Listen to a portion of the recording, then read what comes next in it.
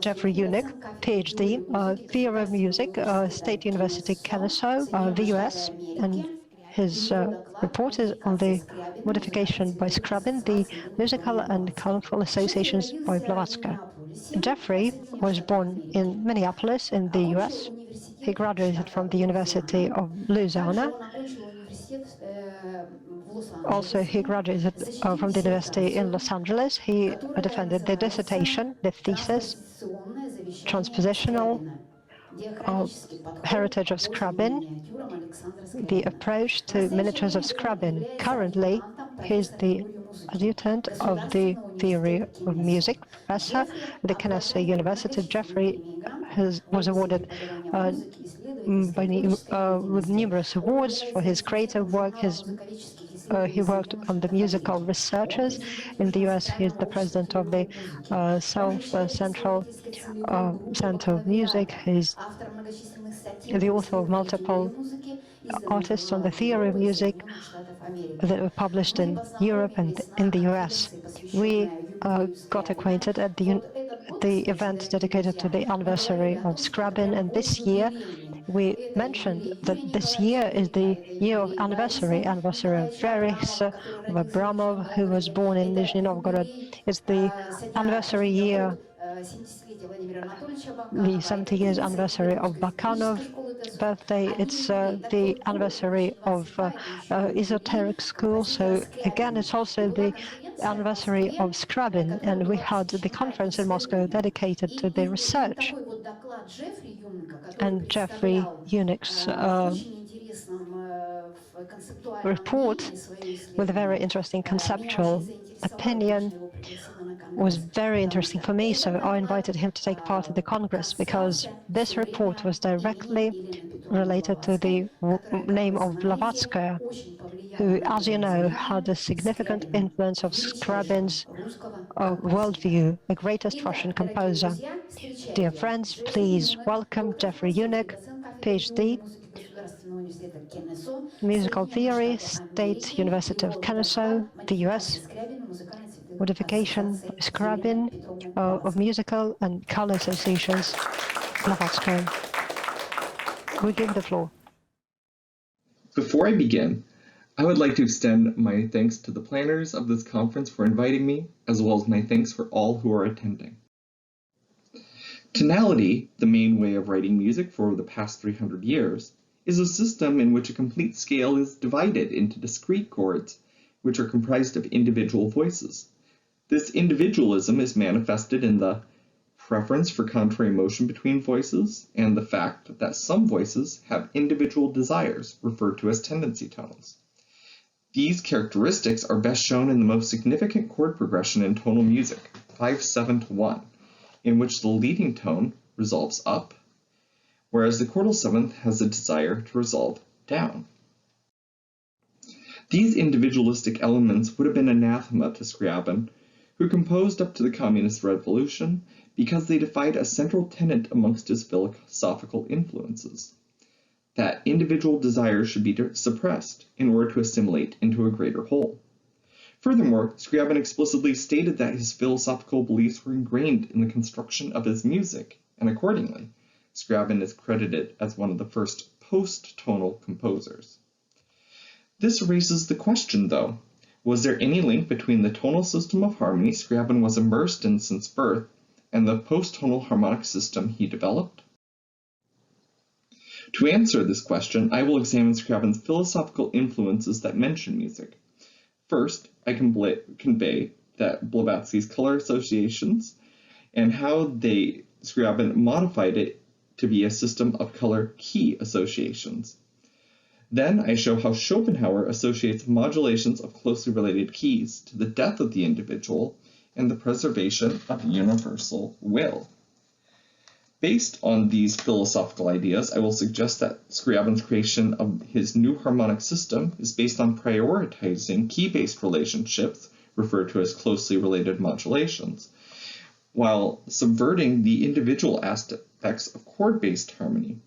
Finally, I will show how tonality is progressively infiltrated, delayed, and ultimately denied by the elevation of key-based relationships and the elimination of chord-based harmony and analyses of Opus 45 No. 2, Opus 49 No. 3, and Opus 58.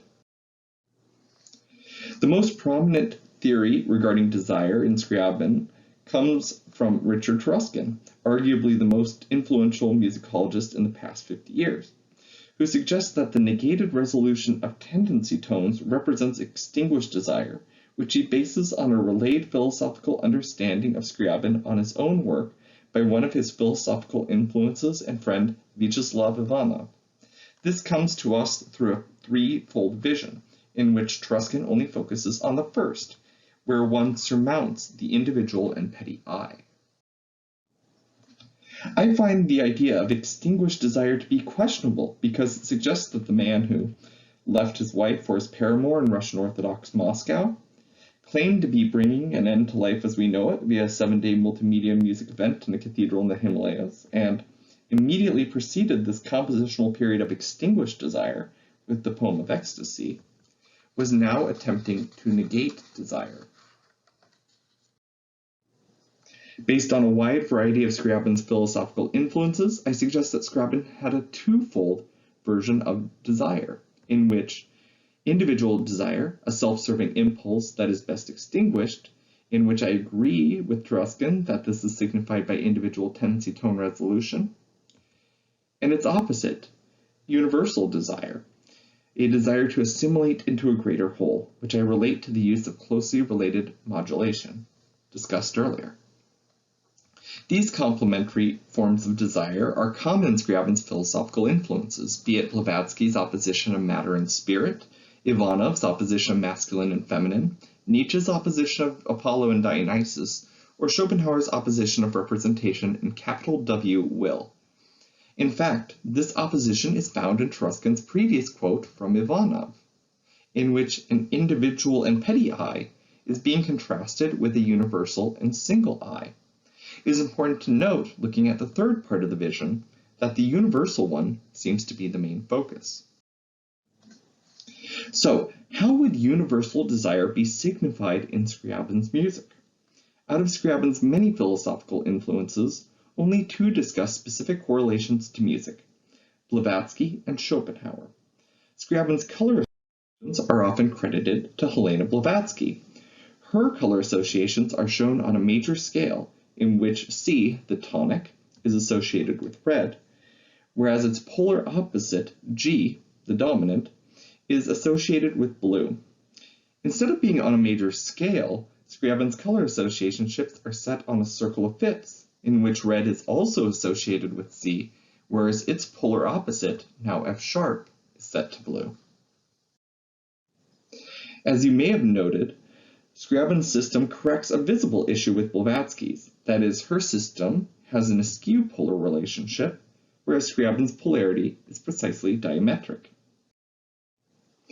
While Scriabin's color associations seem to be derived from Blavatsky, Scriabin's use of a circle of fifths most closely reflects Schopenhauer, who associates closely related modulations with universal will.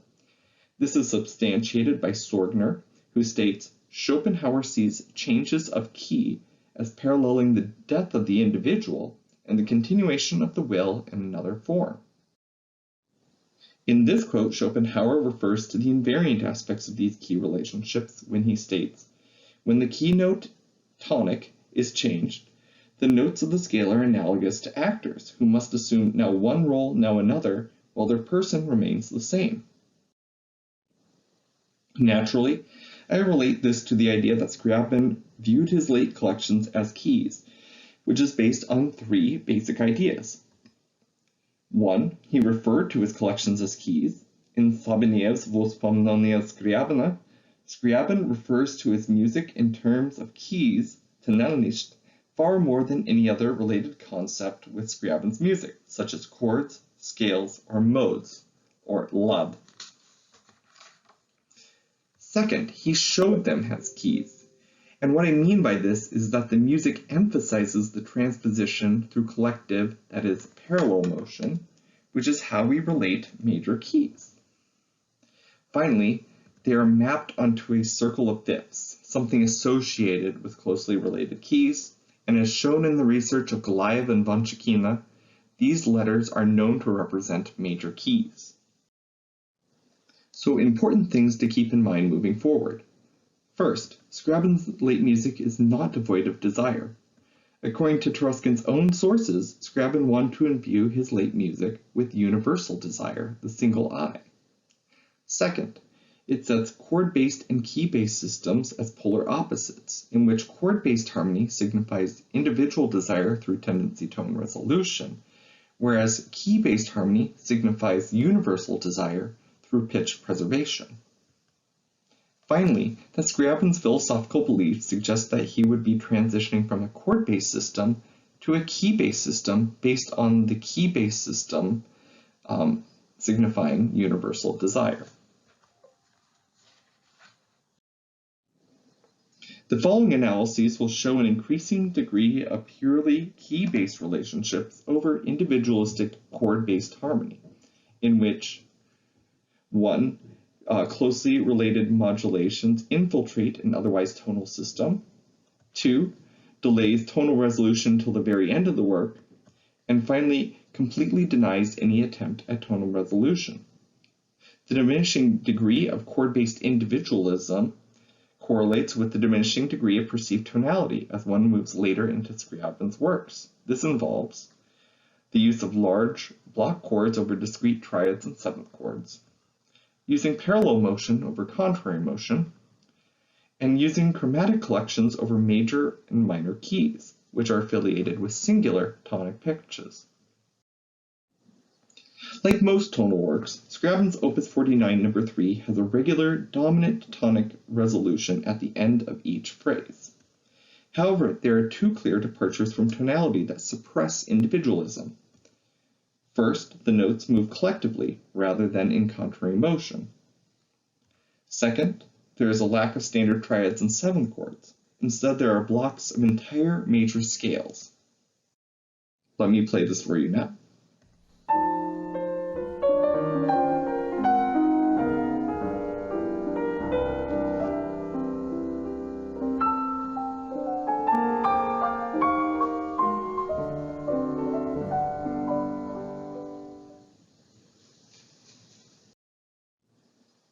Working at the end of the piece, toward the beginning, we ended with a clear C major tonic that is preceded by a root position 5 chord. But looking at the beginning, its tonality is far less clear. If, like other Scriabin scholars, we analyze this as an extended dominant collection, this would be a 5 chord in the key of B flat, shown with the Roman numeral flat 7, in which the next chord doesn't even feature a B flat in it. Alternatively, we could understand this as an extended subdominant chord moving to a dominant collection, but this dominant fails to resolve to any clear tonic chord. Instead, it is far more consistent to understand the beginning as a series of 6-note major scales, labeled here as set class 633, which, as we would expect from Scriabin's later music, are primarily related by closely related modulations, shown here with arrows, until we get to the very end of the work, which is more clearly tonal. Conversely, it is difficult to understand the beginning as clearly tonal. I would be remiss if I did not note that the middle of this phrase could be analyzed as a series of applied dominants. This leads to my ultimate understanding of this phrase, that we begin with key-based harmony, that we move into a system that is either key or chord-based, and then move into something that is more definitively tonal and chord-based. The next piece is Scriabin's Opus 45 No. 2. Instead of dominant resolution happening at the end of every phrase, it only happens at the end of the piece, and weakly at that. This lack of tonality can be attributed to the loss of individualism through the use of a single discrete triad at the very end of the work, all other collections being large block whole tone chords, and accordingly a complete lack of major or minor keys. And note that the following clip only features the score for the outer regions of the piece, but plays the entire audio to prove I'm not hiding any interior dominant to tonic resolutions. Here's the music now.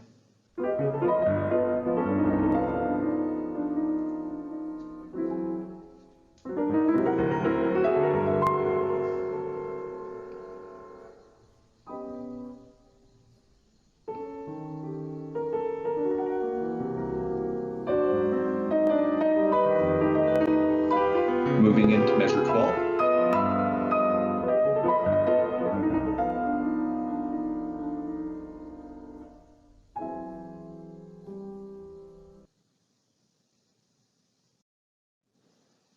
As we heard, the majority of the piece is not clearly tonal.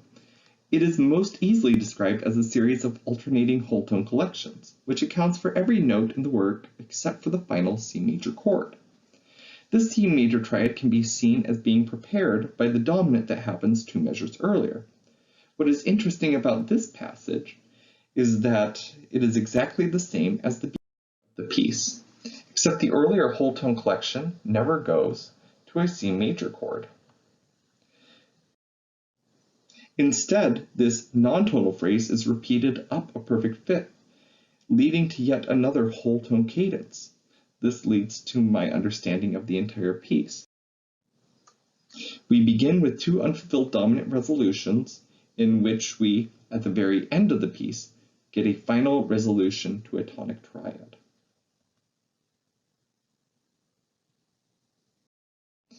The final piece is Scriabin's Opus 58, in which there are no clear tonal resolutions, which is why it's frequently considered the beginning of his atonal or post-tonal period. Instead of this piece can be understood as a series of closely related mystic chords, or the chord of Prometheus. This is shown in the analyses of Anthony Popel and Richard Cohn of the beginning of this work. However, I would note that there is a dominant chord that suggests B major or B minor. This is important because this dominant appears multiple times at the end of the work and proceeds to incomplete B major chords, that is, tonic sus4 chords, in which the suspended fourth E could be seen as resolving to D sharp in the tenor voice. However, this sense of B natural major is frustrated by the continued presence of B sharp in the top voice, which is affiliated with the overall mystic chord collection, as well as the number of tones that do not resolve into a B major triad. Something very similar happens in the second attempt, although it is more condensed than the first. This brings us to our final attempt, in which we still have a B major tonic sus4 chord in the bass, being conflicting with the B sharp in the soprano, which is affiliated with the mystic chord collection. However, notable differences happen after this. Instead of the tenor voice moving to the third of B major, it goes to G sharp, which is unaffiliated with the B major triad. Furthermore, in the upper voice, we go to B sharp, which is affiliated with the mystic chord collection, which can be interpreted as denying the attempt to close the piece in B natural major.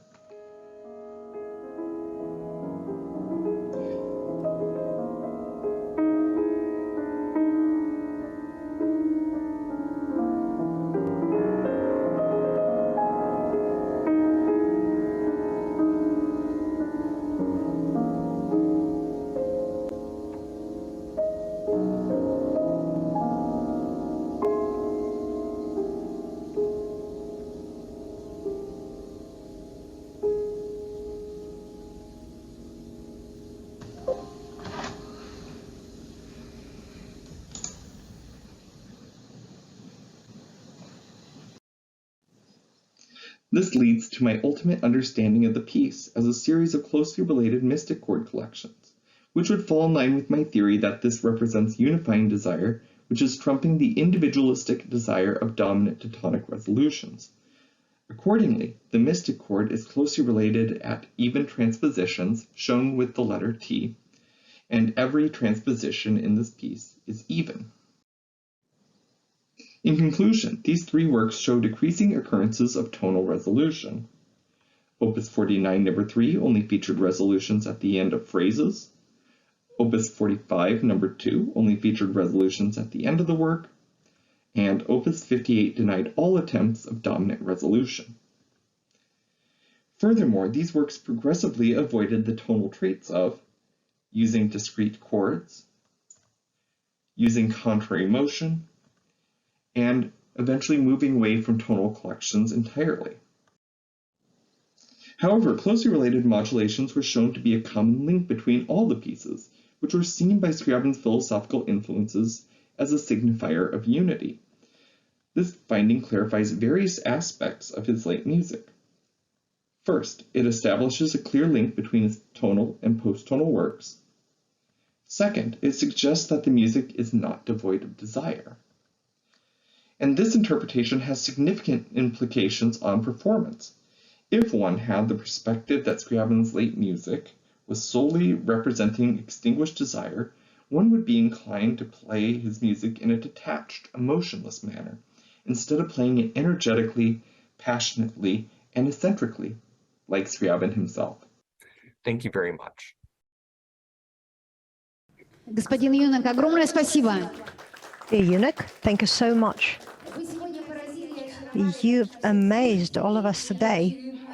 And once again, it became clear that the research of Blavatsky and her influence on the lives of many famous scientists, writers, it is true, and the fragmentality and the essence of the materials that you provided is another breakthrough. It's another deep understanding of the works of Blavatsky. Thank you so much for this flow of music, light, and information.